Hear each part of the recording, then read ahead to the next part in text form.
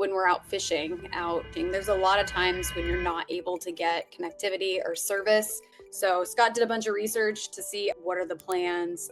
Does it make sense financially? Is this something we're going to transition to from our home? How cool would it be if we had this remote connectivity device that we could actually use at home also? And if you're tuning in today, we're going to give you the full deep dive on what it looks like to invest in this product, how to make sure you have power to it and all the different techie stuff. But we're going to dive into all the details that you may have been wondering yourself because we have these questions.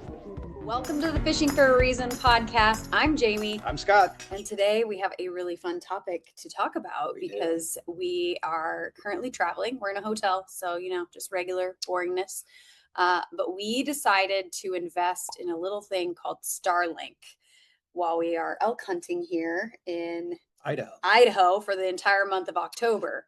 And what would you say inspired this decision or thought process? Well, I think what inspired it was we've talked about Starlink and we've talked about, hey, what's another option for home internet? What is another option to get on the web and not be off the grid for 30 days straight? Because there's not a lot of connectivity when you get out into the middle of Idaho and other places around the country. So I think kind of what spurred it a little bit is that the fact that we wanted to stay in contact. So if she's in the camp and I'm out by myself, I can take my inReach Garmin device and talk to her.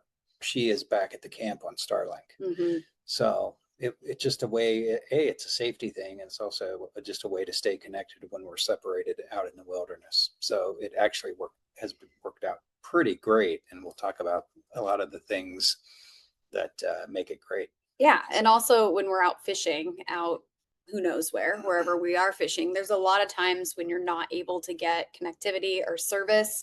And we've designed our lifestyle in a way that we can stay out on the boat as long as we want to. If there's bad weather, we'll just hang out in a marina or on an anchorage and pass the time. But it's a lot more, I guess, reasonable if we have some sort of connectivity that we can continue to do our jobs. And so that's really what spurred the Starlink inspiration. This elk hunting trip that we're on right now in Idaho was the catalyst that got us started. So Scott did a bunch of research to see, all right, like, what are the plans? Does it make sense financially? Is this something we're going to transition to from our home? Which was really like, how cool would it be if we had this remote connectivity device that we could actually use at home also? So those are all the things that we're thinking about. And if you're tuning in today, we're going to give you the full deep dive on what it looks like to invest in this product, how to make sure you have power to it and all the different techie stuff. That's really his world. I'm a user, so I can give you all the user side of it. But we're going to dive into all the details that you may have been wondering yourself because we have these questions. We have a lot of friends that actually do some boating trips from the San Juan Islands up to Alaska. And Starlink is the common way that they stay connected, which is, like Scott said, really important for safety. So we're going to dive into all of those details right now.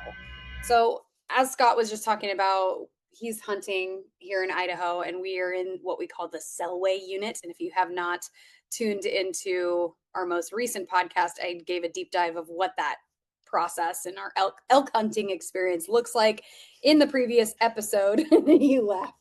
Why do you laugh? Hiking. Our hiking experience. With guns. Hiking with guns, looking for elk in 1.6 million acres of very rugged country with zero service.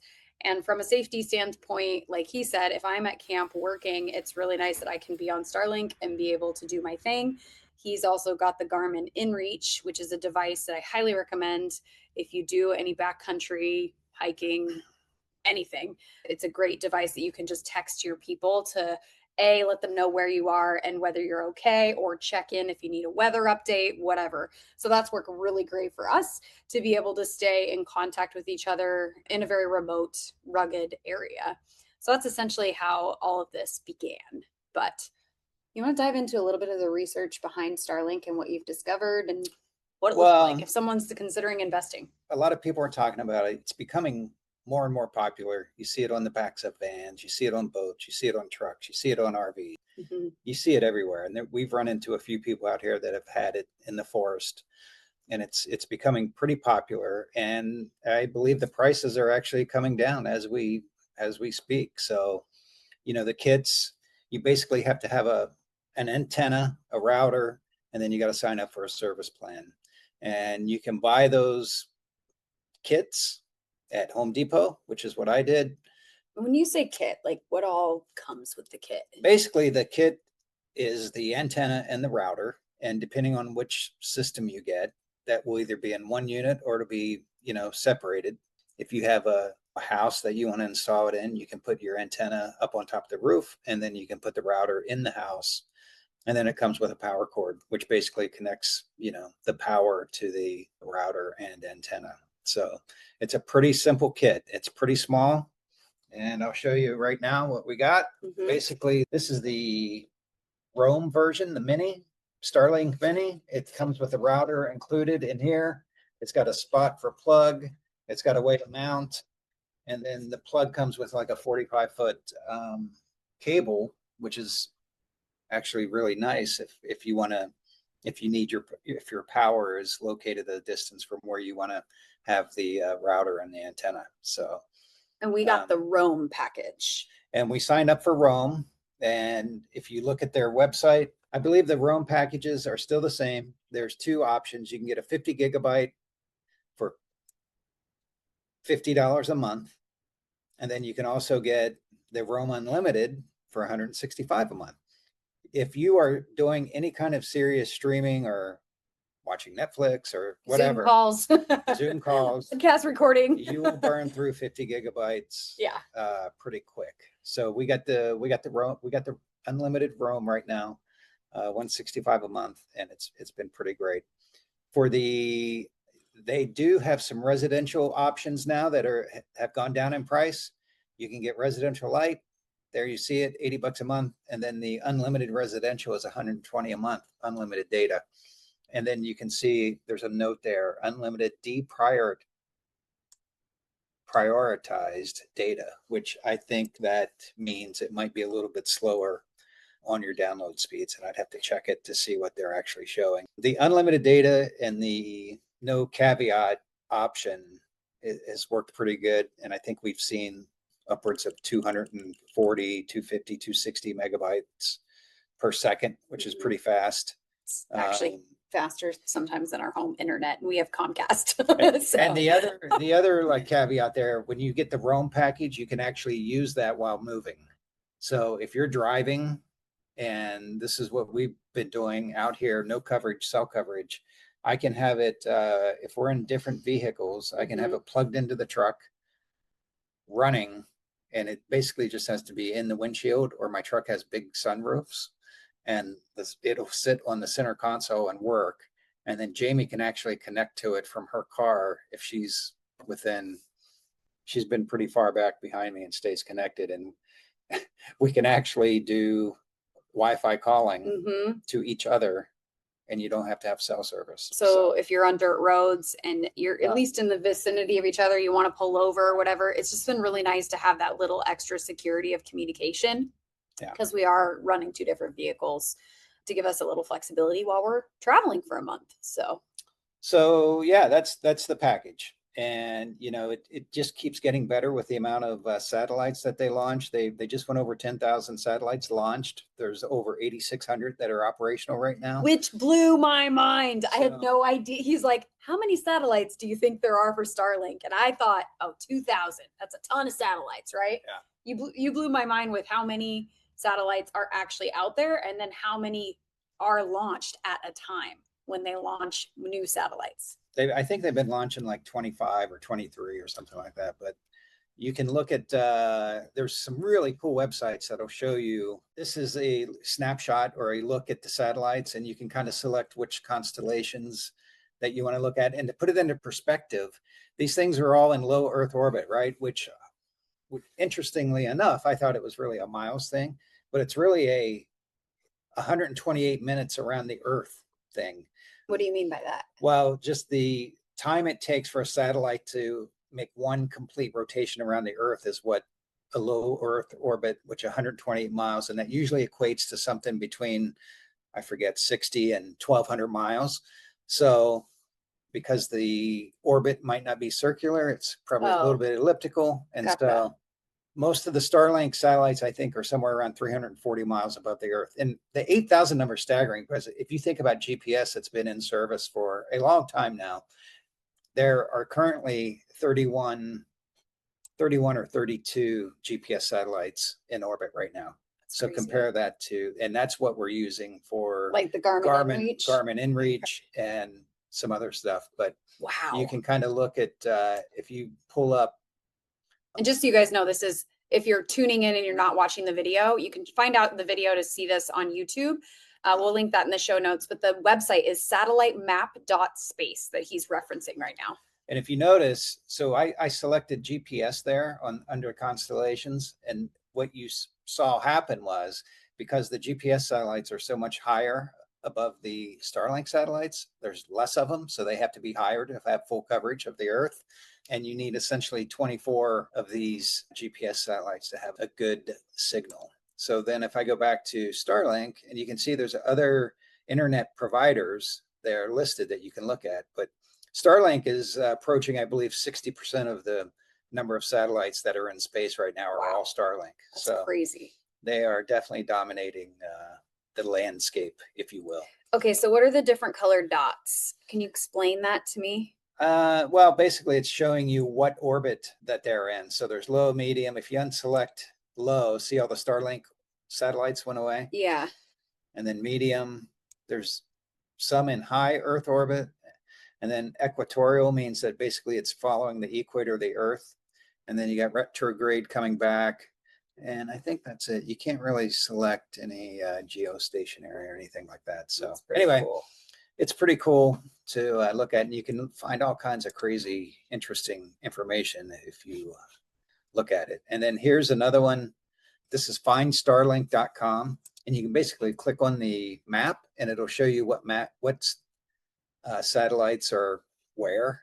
And I believe you can search via lat long, or type in your location and find visible times that a Starlink satellite will be flying over your location. Anyway, that is that website, and that's pretty cool. So we have had, since we're talking about satellites, talking about coverage, we've been in some pretty steep canyons and river gullies. Yeah. And when you open up the app, it will show you if you're obstructed or not. And it'll tell you, hey, Starlink's obstructed. You can do all kinds of neat things like take pictures of things around you.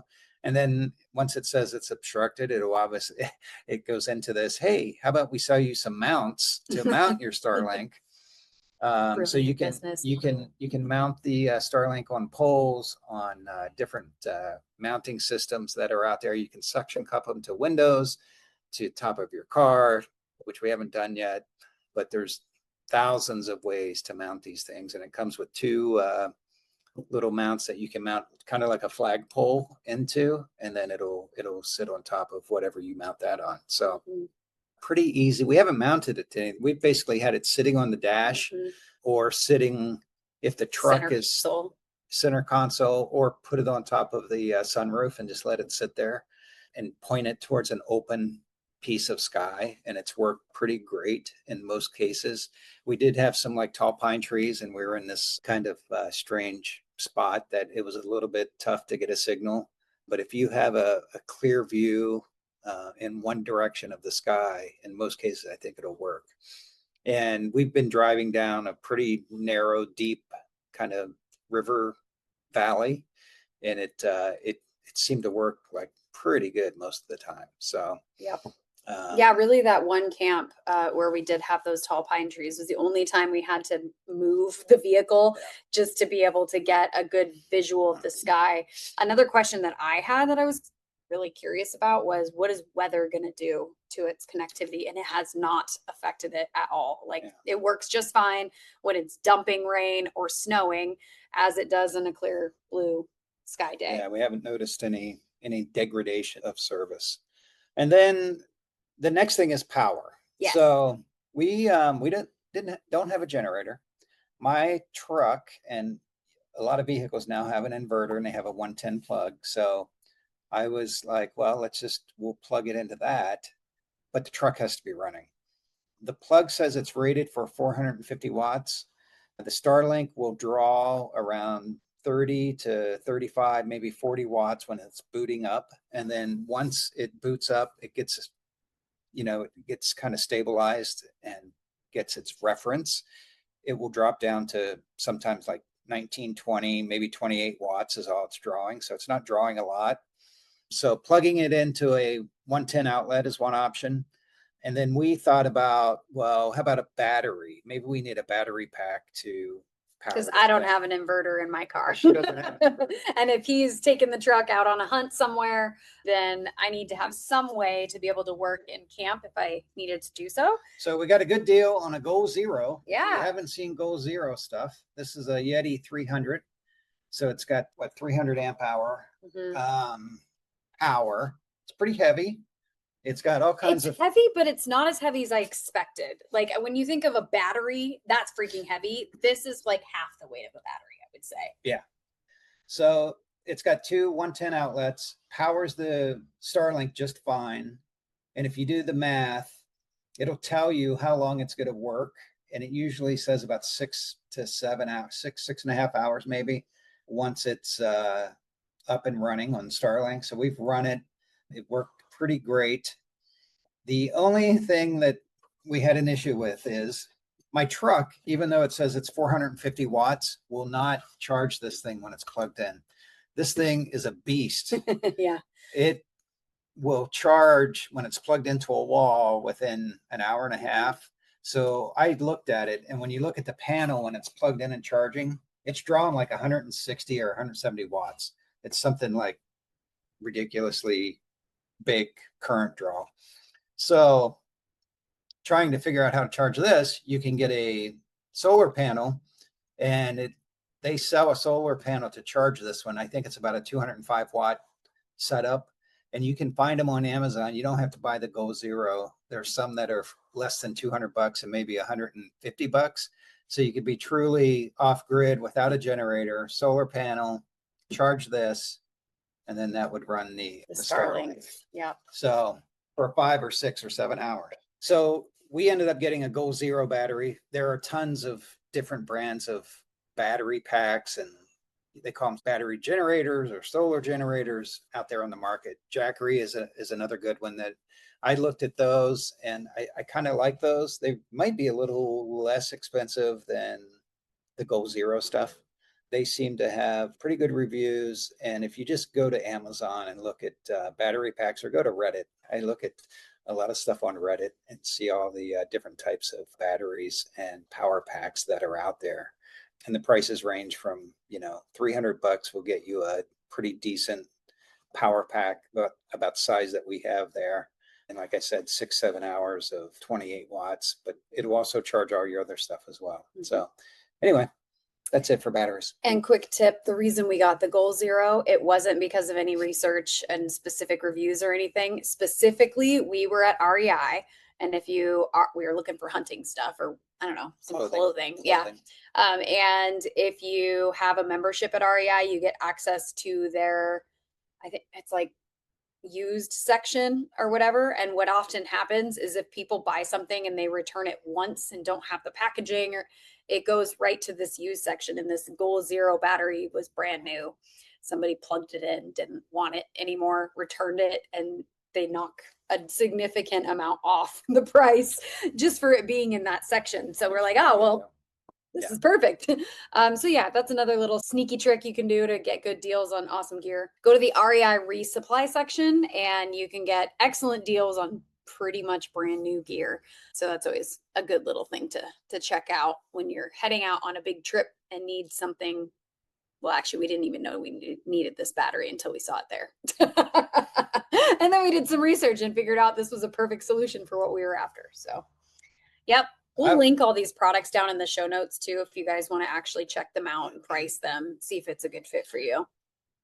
Being a DeWalt 20-volt power tool person, I got on the internet and I saw that there's actually an adapter that will let you power Starlink with your DeWalt 20-volt batteries. So I went ahead and ordered one of these because if that battery pack runs out, I'm not there, the truck is gone. we don't have power, you can use a 20-volt DeWalt battery, and it works pretty great, actually. We've used it, It's like our safety net. and I brought like 4 of these things. So it's like, Yeah. if you have a 20-volt and this is a power stack, this is kind of I think the latest technology out of DeWalt. I had an older one, and it was a 2 amp hour. I think it was a 20-volt 2 amp hour battery.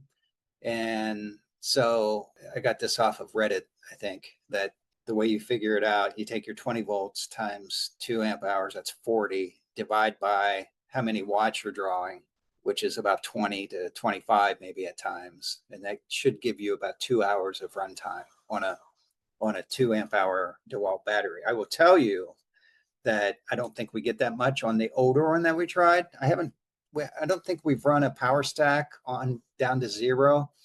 And there's a note of caution that the DeWalt batteries, if you take them to 0 with the Starlink, it might potentially kill them. And I thought I killed one of the older ones, but it actually reached. We took it to 0, and then it recharged automatically. So this is a neat way to have a little safety connection if you need battery kind of out wherever. And then the other thing about the Goal Zero that's nice is that you can operate everything by Bluetooth. So you can turn it on, turn it off, turn the outlets on and off via an app, and then that will turn the Starlink on, and it works pretty great. So, Yep. It's been kind of a game changer for us. Just seeing the potential of how this is working for us out here, and then translating that to the boat. It feels like we can literally work from anywhere with all of these different options. So the next phase is going to be setting up the boat and figuring out the right way to configure everything. Any insight on that based on what we've done so far? if you have a big windshield on the boat, or I think there's ways to mount it in a rod holder would be a great way, or a rail mount. We have friends that have them mounted on boats, but I haven't quite seen how they're doing it yet. But you don't need to buy the marine. You can get marine Starlink, and it's pretty nice, but I think it's pretty expensive compared to the Starlink Mini. So What's the difference between the marine and the?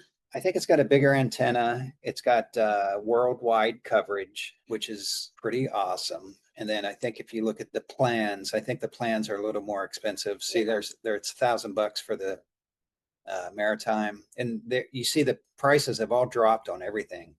So now you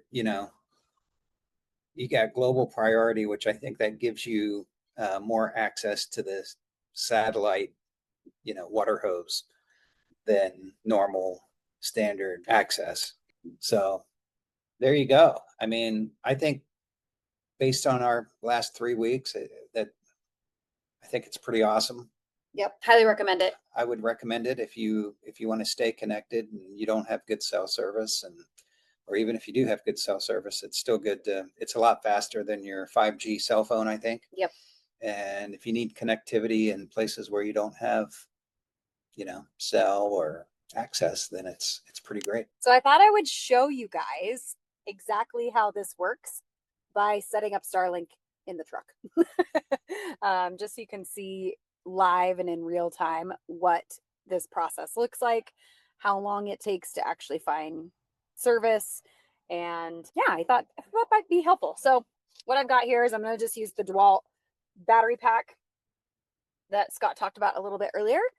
And then I will grab the Starlink, flip it over, and just put the cord in here like so. And then what's been working really well for us is actually the sunroof right above me. Just putting it right on the center console, which the computer is on. So I'm actually going to put it in the windshield instead. So let me just quickly show you what that's going to look like. We've got our dash, take Starlink, set it right here. And you can see there's a little blue light right here blinking.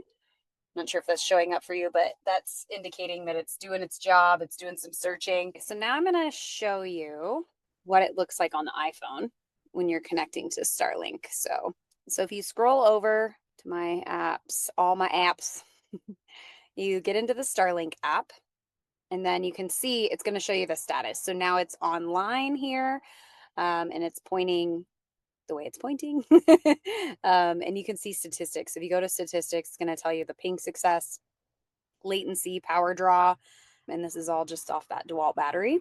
And then network, there's 3 different devices, both Scott and I's phone and then my laptop. And then if I scroll down to speed test, this is pretty cool. It's going to tell you how we're doing here. So we are getting plenty of megabytes per second with the speed test. And then alignment, you can see turn Starlink to match target. So it can tell you rotate your Starlink to match the outline. So I can reorient my Starlink pad, and it will actually show it on the app while I'm twisting it, which is pretty cool. So it's showing, it's obviously incorrect, but I'm just showing you guys what the app looks like for a demo. Another cool thing is obstructions. So you can see it's going to show you where things are obstructed, where it can see. But yeah, this will populate with different colors. So that's pretty cool, especially if you're having a hard time getting connected. But overall, this thing is pretty awesome. So I wanted to give you guys an example of what you can look at on your phone to get a good understanding of what's working and some changes you can make to the actual Starlink router in order to get it to connect. Yep. So we'll make sure to link everything. And those of you that are tuning into the YouTube channel, and I'm sure some of you have Starlink, I would love to see any pictures if you've got yours mounted on your boat, or any reviews about boating with Starlink as well. Drop it in the comments and let everybody know what your experience is as well. So ours has been fantastic. I'm really happy with it. You know, it's amazing what you can open up for yourself when you love to travel, you love to get out in the outdoors, you know connectivity is a challenge and that you may need to do some work, or at least just to stay on the grid and let your family know you're alive. This is a really great way to solve that problem. So yeah, kind of opens up a whole new world for what's possible. Yeah. But with that, if you guys enjoy these kinds of product review type shows, let us know in the comments and we will create more like these related to gear and boats and all sorts of fun stuff. So the opportunities are endless for the cool things that we can use and the gadgets we can buy, which is half the fun, right? So with that, thanks so much for tuning in to the Fishing for a Reason podcast. We will catch you next week, same time, same place, same channel. And we're actually going to be recording it on Starlink in the middle of camp. So you will see live and actually real time how we're using this in the middle of nowhere to run a call with one of our awesome interview guests. So we'll hope to see you guys there. We'll catch you next week. Thanks, everybody. See ya. Bye. Tight lines.